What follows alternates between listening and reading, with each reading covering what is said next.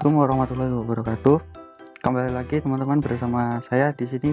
Kita akan melanjutkan pembahasan kita masih mengenai pasar dan harga. Kita akan melanjutkan untuk ke subbab yang kedua, yaitu adalah definisi pasar dan harga pasar. Jadi kita nanti akan mempelajari apa itu yang disebut sebagai pasar, apa itu yang disebut sebagai harga pasar.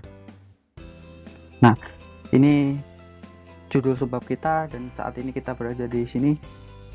Kita akan mempelajari tentang definisi pasar, dan ini adalah topik yang akan kita pelajari hari ini. Jadi hari ini kita akan mempelajari tentang definisi pasar, di mana pembahasan kita nanti akan mencakup 3 hal. Yang pertama adalah apa itu pasar, pengertian dari pasar itu sendiri. Terus kita akan mencoba untuk masuk dan mengenali lebih jauh apa itu pasar kompetitif dan pasar non kompetitif, yang saya yakin teman-teman juga sudah dapat materi ini di pengantar ilmu ekonomi. Dan selanjutnya kita akan pelajari tentang apa itu harga pasar.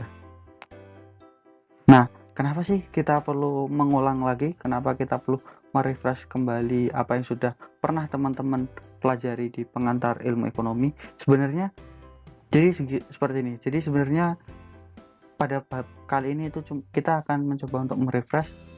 Kenapa? Karena pasar dan harga pasar ini itu akan menjadi dasar teman-teman untuk memahami tentang bab-bab selanjutnya, baik itu bab permintaan dan penawaran maupun nanti ketika teman-teman sudah beranjak pada bab pembahasan tentang pasar itu sendiri. Jadi ini sebagai dasar pijakan teman-teman untuk ke bab selanjutnya.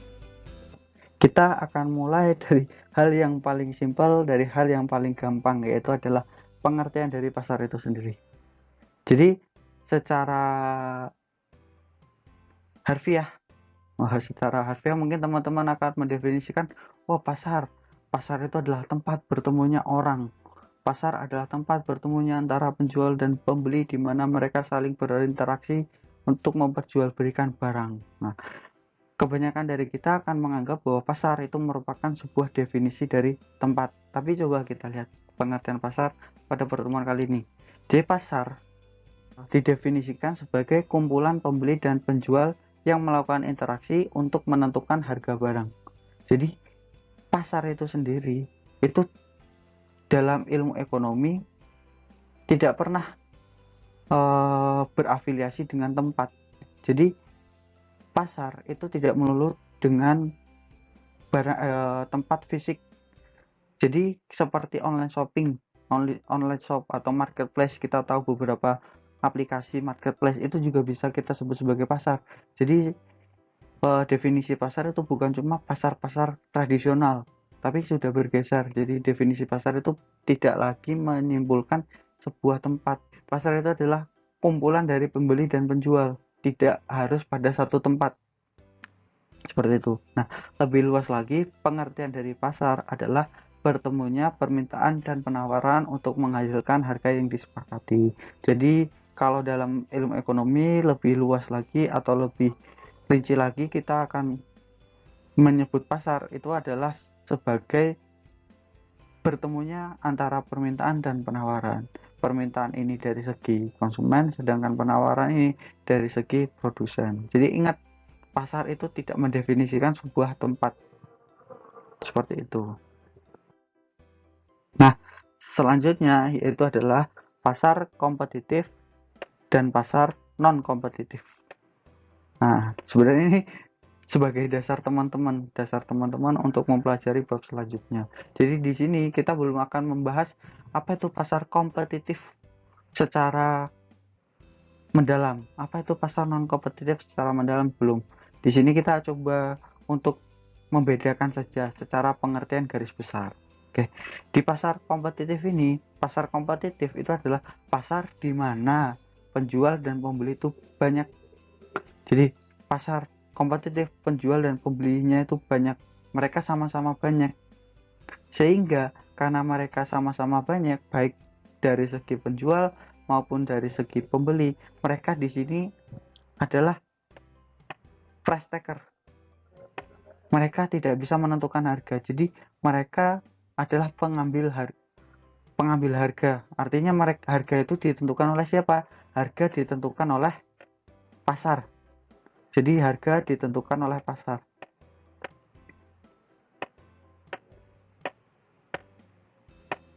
Kenapa harga ditentukan oleh pasar? Jadi harga itu ditentukan oleh interaksi antara penjual dan pembeli yang ada di pasar.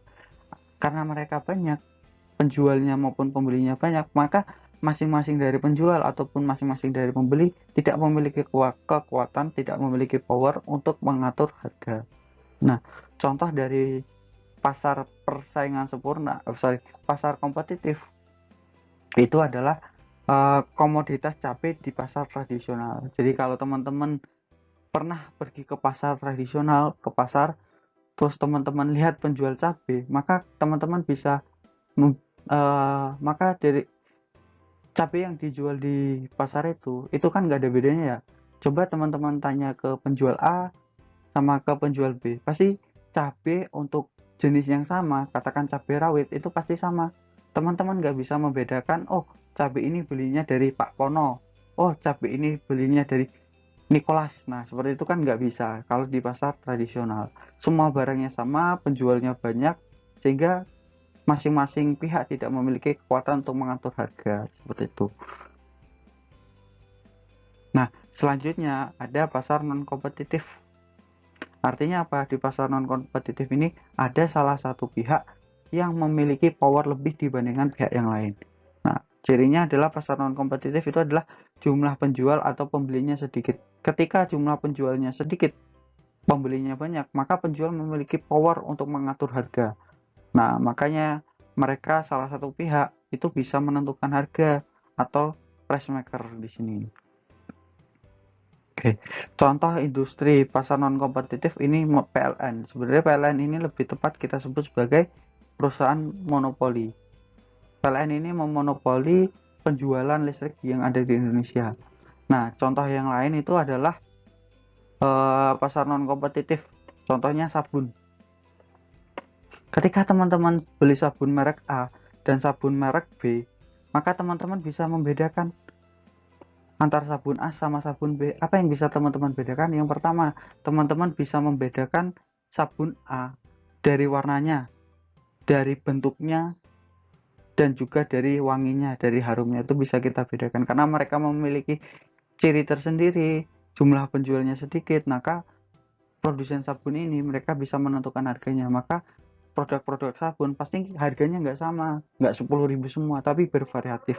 Sedangkan kalau cabai yang ada di pasar harganya itu kemungkinan besar sama semua. Katakan 100.000 per kilogram, maka semua penjual akan menjual 100.000 per kilo. Nah, yang terakhir, setelah penjual dan pembeli itu berinteraksi, mereka melakukan interaksi, mereka melakukan proses bargaining, mereka melakukan proses tawar-menawar, maka akan terbentuk harga pasar. Harga pasar itu adalah harga yang terbentuk dari kesepakatan antara penjual dan pembeli.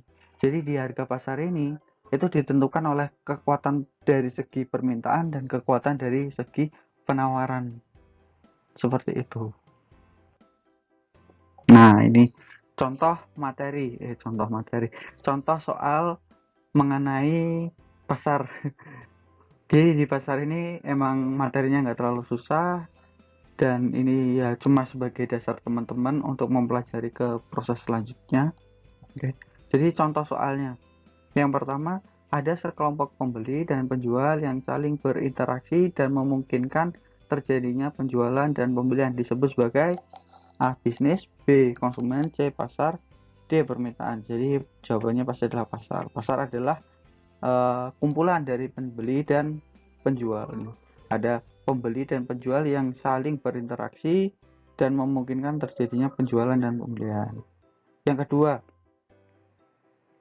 dalam pasar persaingan sempurna, apa yang disebut dengan harga? A. Harga yang ditetapkan penjual, B. Harga yang ditetapkan pemerintah, C. Harga yang ditetapkan pembeli, D. Harga yang dihasilkan dari interaksi antara penjual dan pembeli.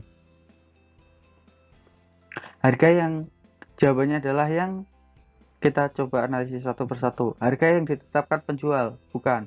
Karena kita membicarakan pasar persaingan sempurna, di mana di pasar persaingan sempurna antara penjual dan pembeli mereka memiliki kekuatan yang sama. Jadi penjual tidak bisa menetapkan harga. Maka ini salah. Juga pembeli juga tidak bisa menetapkan harga. itu salah. Harga ditetapkan oleh pemerintah, ini juga tidak, karena ketika harga ditetapkan oleh pemerintah itu menunjukkan bahwa dalam pasar itu ada campur tangan pemerintah ikut campur tangan. Nah, biasanya dalam pasar persaingan sempurna itu adalah aliran kapitalis, jadi pemerintah itu tidak ikut campur tangan. Jadi dalam pasar persaingan sempurna harga itu murni ditentukan antara interaksi di antara penjual dan interaksi di antara pembeli. Maka jawaban yang tepat adalah yang D, seperti itu.